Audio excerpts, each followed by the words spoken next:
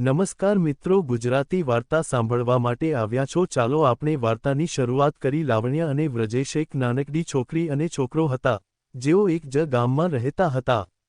તેમનું ગામ સુંદર પર્વતો અને લીલી વેલીથી ઘેરાયેલું હતું। લાવણ્યનું નમ્ર સ્વભાવ અને હસતી આંખો એ વ્રજેશને દિલથી આકર્ષિત કરતું હતું। જ્યારે પણ વ્રજેશ લાવણ્યને જોઈને હસતો, ત્યારે તેમનો સ્નેહ આકર્ષણને વધારે શકતો। એક દિવસ ગામમાં ગરમી ખૂબ વધી ગઈ હતી। લાવણ્ય પોતાના ખેતરમાં પાણી આપતી હતી, ત્યારે વ્રજેશ તેની મદદ માટે ત્યાં આવ્યો। બંને વચ્ચે વાતચીતનો આંઠો થઈ, અને સ્વાભાવિક રીતે એકબીજાને સમજતા રહ્યા। આપણે શરૂઆત કેવી રીતે કરીએ? લાવણ્યએ સંકોચ સાથે પૂછ્યું।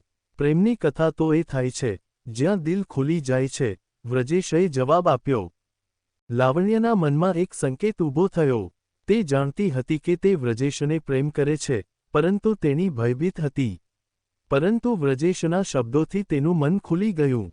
સમય પસાર થતાં, લાવણ્ય અને વ્રજેશ વચ્ચે પ્રેમની લાગણીઓ ઊભી થતી ગઈ।